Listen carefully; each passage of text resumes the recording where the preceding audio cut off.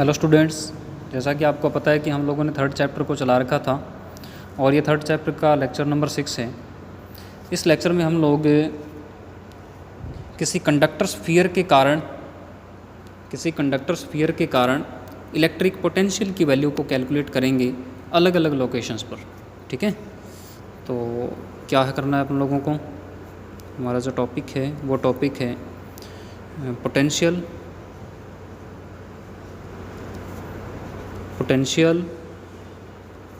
Due to a conductor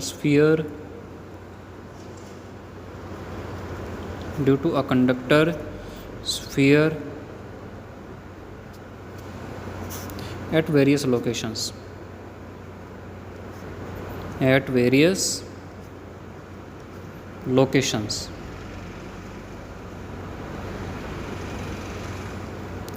तो देखो, इस पूरे के पूरे टॉपिक में जो मेन कंसेप्ट है जो यूज होने वाला है वो मैं आपको बता देता हूँ कि मेन कंसेप्ट इसमें क्या यूज़ होगा। मेन कंसेप्ट इसका ये है कि आप लोगों को पता है कि इलेक्ट्रिक फील्ड के अंदर और पोटेंशियल डिफरेंस के अंदर क्या रिलेशन होता है, वो मैं आपको पहले के लेक्चर में बता चुका हूँ। तो वो रिलेशन इस प्रकार से होता है कुछ, electric field is equal to minus dV/dr, it means potential gradient is equal to electric field. ठीक है, और इसमें हमने ये भी पढ़ा था कि जिस डायरेक्शन में इलेक्ट्रिक फील्ड होता है उस डायरेक्शन में पोटेंशियल की वैल्यू क्या होती है, हमारे पास से डिक्रीज होती है।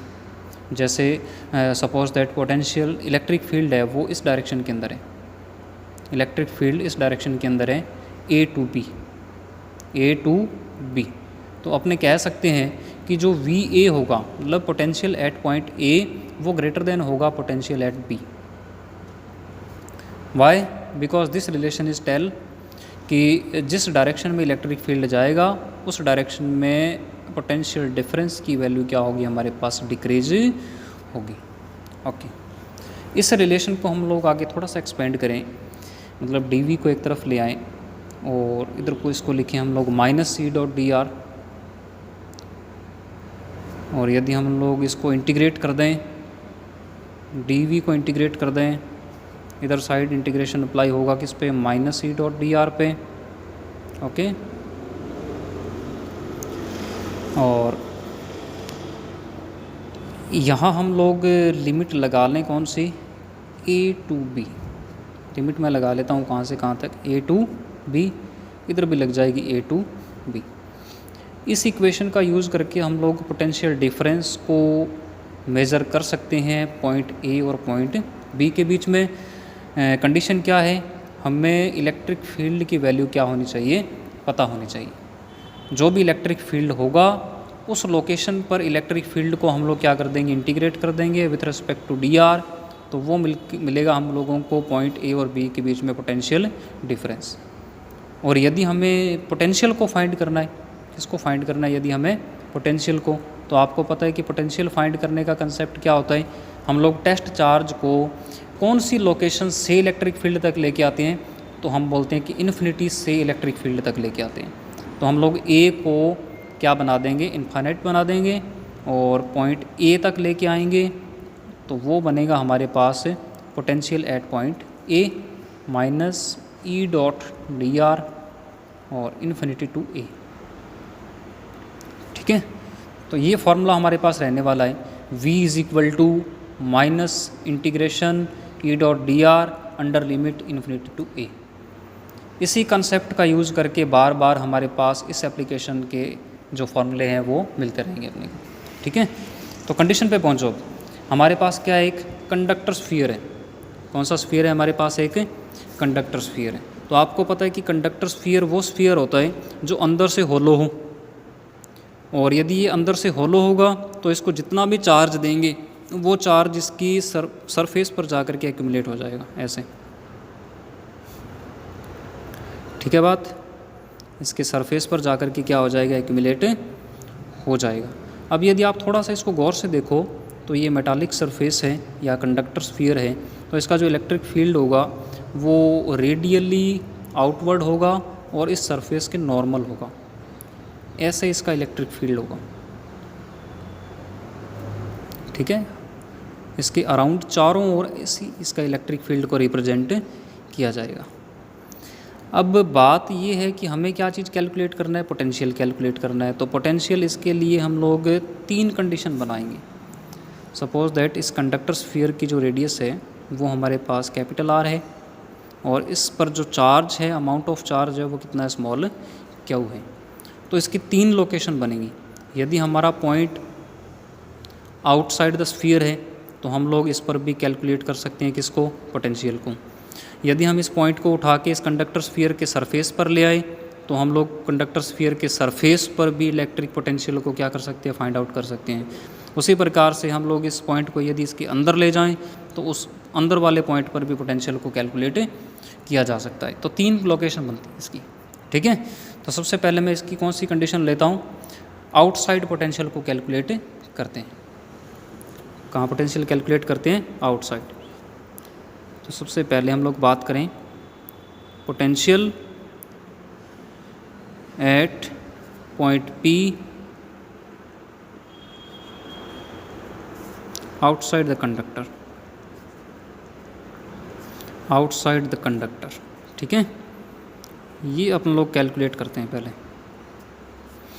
तो देखो मैं दोबारा से कंडक्टर स्फीयर बना लेता हूँ, आर रेडियस का, कैपिटल आर रेडियस का, और इसके बाहर एक पॉइंट है P और उसकी वेरिएबल डिस्टेंस कितनी है हमारे पास, R है, मतलब वो सेंटर से कितनी डिस्टेंस पर है, स्मॉल r डिस्टेंस पर है। और इस पर पॉजिटिव चार्ज हम लोगों ने दे रखा है, पॉजिटिव चार्ज दे रखा है, अमाउंट ऑफ चार्ज इस पर Q है। हमें इस पॉइंट P पर हमें पोटेंशियल फाइंड करना है। तो जैसा कि पता है कि पोटेंशियल फाइंड करने के लिए हमारी टेक्निक होती है, हम एक टेस्ट चार्ज लेते हैं और उस टेस्ट चार्ज को हम लोग क्या करते हैं, उस टेस्ट चार्ज को हम लोग इन्फिनिटी से लेकर के आते हैं। ये टेस्ट चार्ज भी स्मॉल क्यू हो गया तो इसलिए आप इसको कैपिटल क्यू चार्ज कर दें। तो टेस्ट चार्ज को हम लोग इन्फिनिटी से लेके आते हैं और कहाँ तक लेके आते हैं, जिस पॉइंट पर हमें पोटेंशियल को फाइंड आउट करना होता है। तो मैं देखो P पॉइंट पर पोटेंशियल को फाइंड आउट करना चाहता हूँ, तो मतलब मैं इसको इन्फिनिटी से लेके आऊँगा और इस सेंटर से कितनी डिस्टेंस तक लेके आऊँगा, स्मॉल r डिस्टेंस तक लेके आऊँगा। तो हमारे पास पोटेंशियल का जो कंसेप्ट था, ये वाला कंसेप्ट, ये इम्प्लीमेंट करेंगे हम लोग। Potential is equal to negative integral of E dot dr under limit. Potential find कर रहे हैं, तो पोटेंशियल फाइंड कर रहे हैं तो लोअर लिमिट तो पता है आपको कितनी रखनी पड़ेगी अपने लोगों को, इन्फिनिटी, बिकॉज इस टेस्ट चार्ज को हम लोग इन्फिनिटी से लेकर के आ रहे हैं। और कितनी डिस्टेंस पर फाइंड कर रहे हो आप पोटेंशियल, सेंटर से स्मॉल r डिस्टेंस पर, तो अपर लिमिट कितनी रख देंगे अपन लोग, स्मॉल r, ठीक है जी। तो ये हमारे पास एसेंशियली कंडीशन बनती है। अब देखो आप, ये जो हम पोटेंशियल फाइंड कर रहे हैं ये पॉइंट P पर कर रहे हैं, तो अकॉर्डिंग टू कंडीशन हमें पहले क्या पता होना चाहिए, पॉइंट P पर इलेक्ट्रिक फील्ड की वैल्यू पता होना चाहिए। फिर हम उस इलेक्ट्रिक फील्ड की वैल्यू को इस इंटीग्रल में डाल देंगे और उसको सॉल्व करके हम लोग पोटेंशियल को कैलकुलेट कर लेंगे। तो आप लोग याद करें, according to Gauss's theorem, according to Gauss's law, electric field outside the conductor sphere, electric field outside the conductor sphere is given by K capital Q divided by small r square. इस location पर यदि हम लोग Gauss theorem को याद करें तो electric field की वैल्यू इतनी होती है, कितनी होती है, K Q बटा में स्मॉल r स्क्वायर। अब मैं इस इलेक्ट्रिक फील्ड को इस इंटीग्रल में क्या कर देता हूँ, पुट कर देता हूँ। Let us suppose that this is equation number first. By equation first V is equal to minus K Q मैं पहले ही बाहर कर लेता हूँ, integration infinity to r 1 by r square. तो इसको ऊपर लेके जाओगे तो पावर बन जाएगी r माइनस 2dr। इसको इंटीग्रेट कर दो, अभी इसको इंटीग्रेट करोगे तो माइनस K Q, ये बचेगा minus 1 by r under limit infinity to small r, minus minus ये क्या बना, प्लस बन गया। तो ये बना K Q अपॉन में r, because 1 by infinity is equal to 0। तो पोटेंशियल पॉइंट P पर, और पॉइंट P कहाँ पर है, कंडक्टर स्फीयर के आउटसाइड है, तो कितना मिला अपन लोगों को, K Q divided by small r, ठीक है। और इस इक्वेशन से हमें एक और इम्पोर्टेंट इंफॉर्मेशन ये मिलती है कि कंडक्टर स्फीयर के जो आउटसाइड पोटेंशियल होता है वो डिस्टेंस के रिवर्सली प्रोपोर्शनल होता है। इट मीन्स कंडक्टर स्फीयर के आउटसाइड यदि हम पॉइंट P को दूर लेते जाएं, ऐसे दूर लेते जाएं, तो पोटेंशियल की वैल्यू ग्रेजुअली क्या होती जाएगी, डिक्रीज होती जाएगी, बिकॉज इन दोनों में रिवर्सली प्रोपोर्शनल का क्या होता है, रिलेशन होता है। ठीक है बात। अब देखो इसका सेकंड केस बनाते हैं अपन लोग, इसी का second case, potential at surface, potential at surface. तो सरफेस पर पोटेंशियल फाइंड करना है, तो इस बार हमारा जो पॉइंट P है वो कंडक्टर स्फीयर के कहाँ पर आ गया, सरफेस पर आ गया। ये सरफेस पर पॉइंट P है, मतलब सेंटर से अब की बार जो वेरिएबल डिस्टेंस थी वो कितनी आ गई, इसके रेडियस के बराबर आ गई। मतलब अब हम लोग जो टेस्ट चार्ज लेके आ रहे हैं वो इन्फिनिटी से लेके आ रहे हैं, उसको कितनी डिस्टेंस पर लाना पड़ेगा, सेंटर से कैपिटल R डिस्टेंस पर लाना पड़ेगा। तो ये कुल मिलाकर के ऐसा बनना चाहिए, V at surface is equal to minus integration E.dr infinity to capital R। बस लिमिट चेंज करनी है, जहाँ पर स्मॉल r था वहाँ पर क्या पुट कर दें आप, कैपिटल R। अगेन इसको सॉल्व करने की कोई ज़रूरत नहीं है, डायरेक्ट लिख दें आप लोग V सरफेस is equal to KQ divided by capital R। और इसमें सारे के सारे जो टर्म्स हैं वो कांस्टेंट हैं, K भी कांस्टेंट है, Q कांस्टेंट है, R कांस्टेंट है, तो ये अपने आप में एक मैक्सिमम क्वांटिटी आएगी। कैसी क्वांटिटी आएगी ये, maximum quantity. Okay, second number case हो गया। इसके बाद देखें आप थर्ड नंबर केस देखें। थर्ड नंबर केस थोड़ा सा इम्पोर्टेंट है, potential inside the sphere, potential inside. तो इनसाइड पोटेंशियल फाइंड करने के लिए देखो क्या टेक्निक रहेगी हमारी, conductor sphere, centre, R distance. तो देखो क्या होगा, जब हम सेंटर इस पर अंदर पोटेंशियल फाइंड करेंगे तो तब हमें टेस्ट चार्ज को इन्फिनिटी से ही लेके आना पड़ेगा। तो सबसे पहले टेस्ट चार्ज आएगा कहाँ पर, सरफेस पर, और फिर सरफेस से अंदर जाएगा, मतलब कितने डिस्टेंस पर, स्मॉल R डिस्टेंस पर पॉइंट हमारा है अंदर P। मतलब पहले तो अपने इस चार्ज को, टेस्ट चार्ज को इन्फिनिटी से सरफेस पर लाना पड़ेगा, फिर सरफेस से चलाकर इसको कहाँ लेके जाना पड़ेगा, पॉइंट P तक लेके जाना पड़ेगा। तो इस कंडीशन में जो हमारी लिमिट होगी इंटीग्रल की, वो टू इंडिविजुअल पार्ट्स में क्या हो जाएगी, ब्रेक हो जाएगी। सबसे पहले हम लोग इसमें क्या करेंगे, इन्फिनिटी से कहाँ तक लेके आ रहे हैं, सरफेस तक, मतलब इसको इन्फिनिटी से लेके कैपिटल R डिस्टेंस तक लेके आ रहे हैं, और अंदर इसके वही होता है E.dr। ये E कौन सा है, ये E सरफेस वाला E है, और माइनस का साइन, फिर इंटीग्रल, फिर इसको कहाँ से कहाँ लेके जा रहे हैं, सरफेस से स्मॉल R डिस्टेंस पर। तो सरफेस मतलब कैपिटल R और उसके बाद स्मॉल r। तो आप देख लो ये R से R क्या होगी, कैंसिल होगी, तो ये infinity to small r again limit बन गई हमारी। तो दो पार्ट्स में इसको डिवाइड कर लिया, E.dr। अब आपको पता है कि जो लिमिट है, limit R to capital R shows that electric field shows that